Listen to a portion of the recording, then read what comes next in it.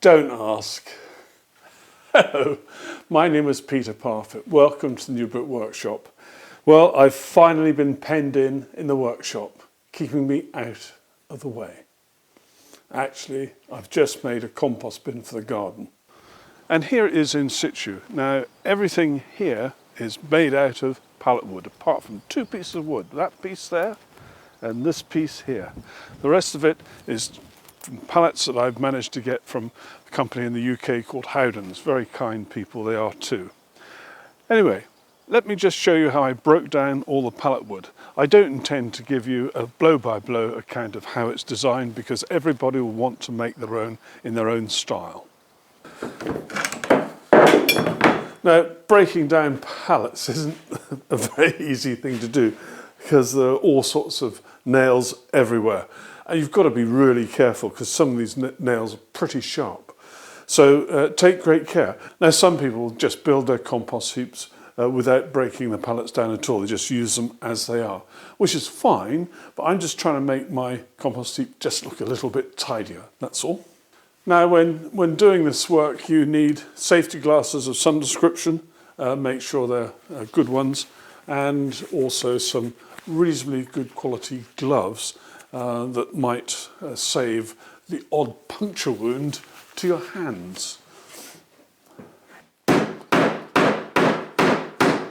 Now, when I'm trying to knock out nails like this, they're so long that if you just hit them with the hammer, they'd bend over straight away. So do you remember many years ago, I got these cutters from Godor? They are absolutely the bee's knees.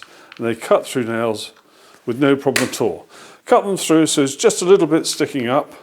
And then once that's done, you can then give them a bash and take them out from the other side.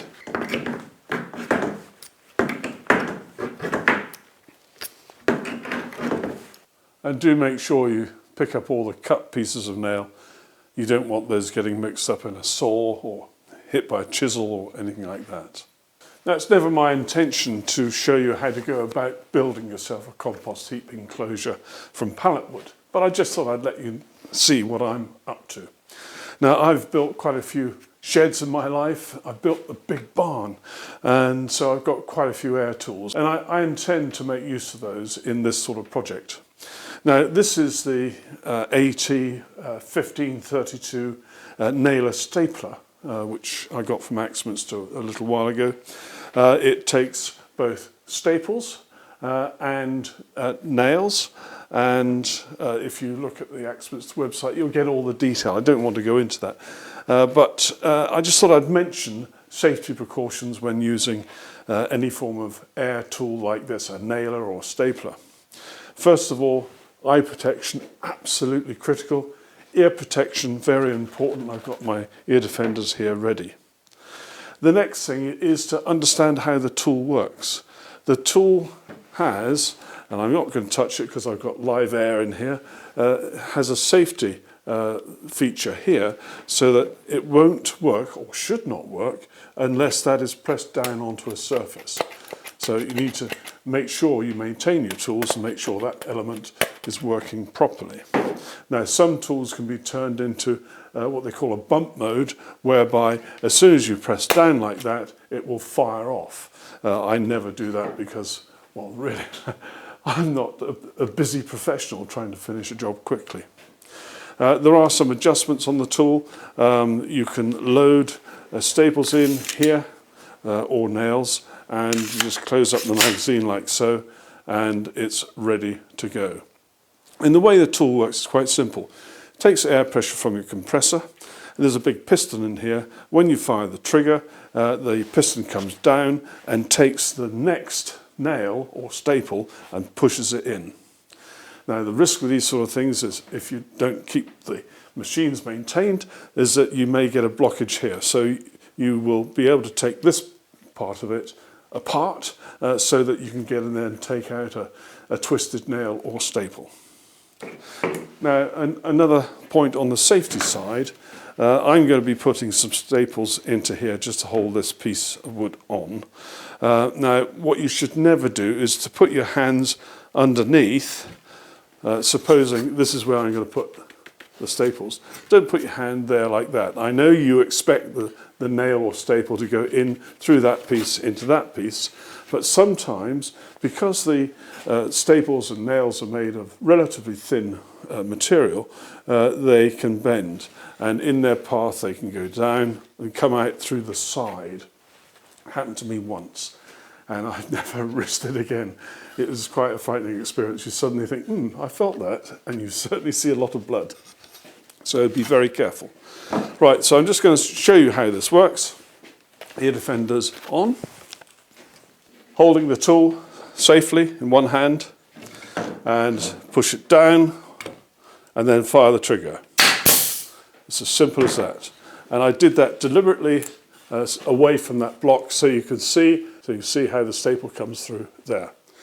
Now, for the sort of construction I'm doing, I would really want to have nails, but at the moment I'm just in the laying up stage, so I'm using staples just to hold a few pieces of wood in the right place until I'm absolutely certain, and then I'm going to bang in a few longer nails.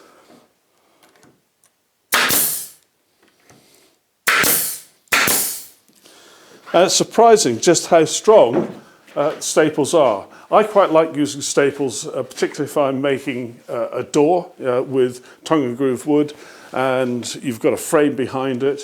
Staples give you a nice clean finish on the outside, and also gives you two strands of the wire that goes into the backing wood and makes it all just a little bit more secure.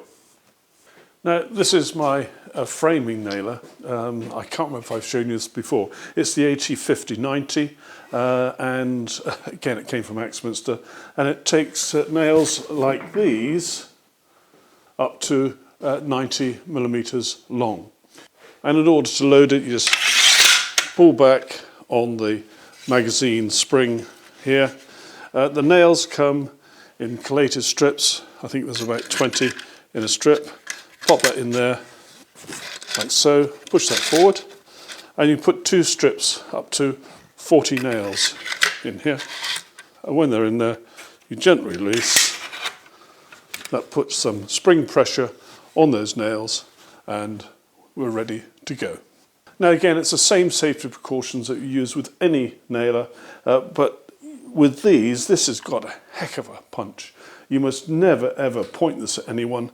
You must always be extremely careful. Nose down like that and pull. Down it goes, nose down and pull. Now, I need to adjust this slightly because these nails are slightly above the surface, and that's done very easily. And if you need to make a depth adjustment, remove the machine from the air supply and just get into the habit of doing this. I always then put it on to something, squeeze the trigger after the air supply has been removed. And then you're absolutely certain there's no air in there, so the machine can't accidentally fire itself. There is an adjuster here, the screw. If you loosen the screw, like so, and then to make it go deeper, slide this up that way, and then tighten again.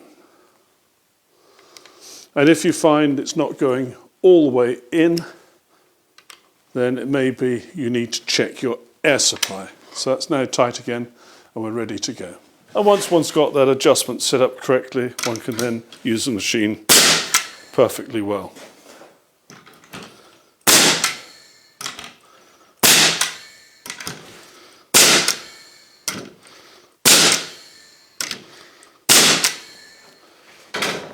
Quite simple, really. Now, the only other air tool I'm using is this little baby stapler. And, do you know, I reckon this is almost as old as me. No, not quite. I've had this a very, very long time. It's probably one of the first things I ever bought from Axminster. I can't remember. Anyway, I've bought some mesh from Screwfix, and I'll try and remember to put a link up to it, which comes in packs of 10 sheets. It's a mesh with a 25 millimeter pitch, and it's about 90 millimeters by 60, roughly. And so I'm putting that on the inside of all four sides. And in order to keep it in place, I'm going to use this little stapler.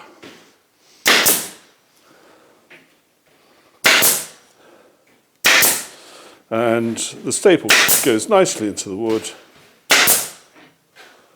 keeping it in place, and makes a tidy job. Now, where possible, I'm going to put the staple in across a diagonal, like so, across that diagonal there, and there as well. Oh, and when you run out of staples, fill them up again. Now, as I said at the beginning, everybody will want to have their own design, but let me just tell you how I went about my design. I wanted to have 2 sections, and the reason for that is that you might be putting grass into one section whilst you leave the other section for that grass or whatever to rot down completely. And when it's rotted down, you can then start spreading it on the garden. So hence the reason for 2 sections. I've got a removable front. However, it's not removable all the time. There are 3 screws, one there, and there's one down here, which keep it in place. And the one down there helps to keep this dividing section in place. And there's a couple of screws at the back to help keep that in place as well. Now, once the 3 screws holding the front in place are taken away, this then lifts out because there's a channel there and a channel here, which allows this front piece to move upwards and then get taken away. The whole thing is not held into the ground in any way, shape or form, so technically it could be moved around. I saw no point of putting posts into the ground and building it around some fixed structure like that. Just not worth it. And this isn't going to blow away, and if I decide at some later stage I want it at a different part of the garden, it's easy to move. Now at some stage I'll probably put some sort of cover on this, maybe one that can be closed down when one's not filling it with more bits and pieces. So there you have it. That's my design, but you can choose your own depending on the wood that you get. I should just warn you that when you go and get some pallets, you'll need far more than you think. So get a few extras. Any wood left over, you could use it as kindling wood on your fire or whatever. Many thanks for watching. Take care. Bye-bye.